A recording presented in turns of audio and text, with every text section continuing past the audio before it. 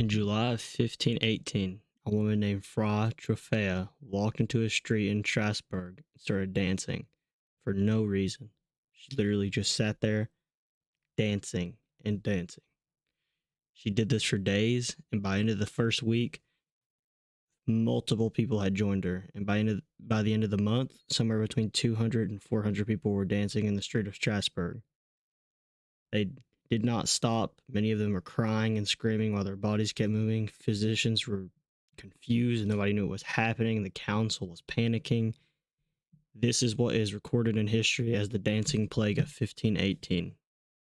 It is one of the strangest events I've ever seen in history, and I wanted to share what people think happened and then what actually happened, or if there even is an explanation yet. I guess we'll figure it out.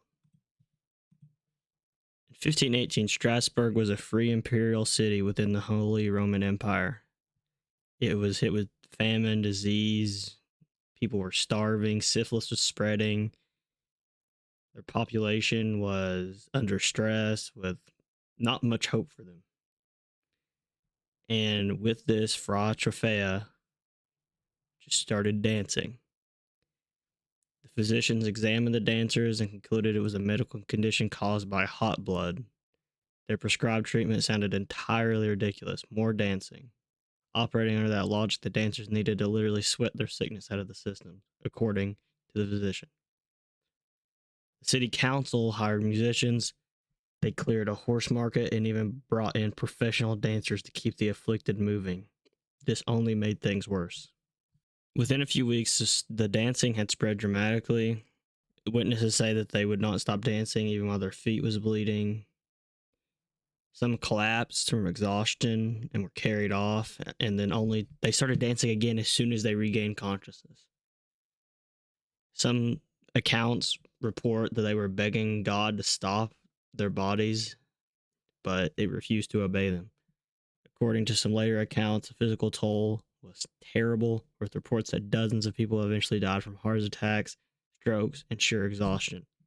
The city eventually kind of reevaluated things. They banned music and dancing entirely, drove the afflicted to a shrine in the mountains, and prayed for intervention by Saint Vitus, the patron saint of, among other things, dancing epileptics.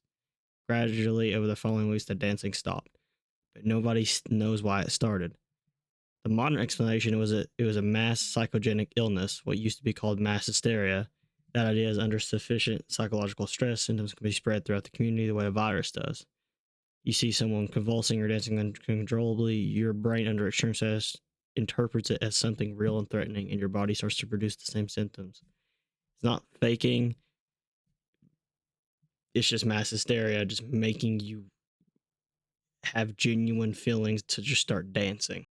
This is technically not the only time something like this on a mass scale has happened. There's been documented cases of mass fainting, mass seizures, mass other illnesses, and communities under stress going all the way up to the present day.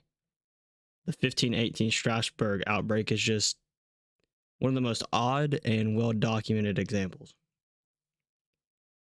Some researchers have proposed ergot poisoning. I don't know if I'm saying that right. A fungus that grows on the rye and can cause convulsions and hallucinations, but ergot tends to cause seizures and rigid spasms, not coordinated dancing. Others have suggested it was a religious trance state connected to the Saint Vitus. I don't know if I'm saying that wrong either, where devotees would work themselves into a frenzied movement as a form of worship. To be honest, we still do not know. We have accounts from people there, physician accounts, council documents, and none of them give us a clean cause to what the cause was. But what we do know is for 2 months of the summer of 1518, hundreds of ordinary people in a city in what is now France danced until their bodies gave out, and no one has been able to explain it. I hope you guys enjoyed this video. Let me know what you would want me to talk about next, and I'll see you in the next one.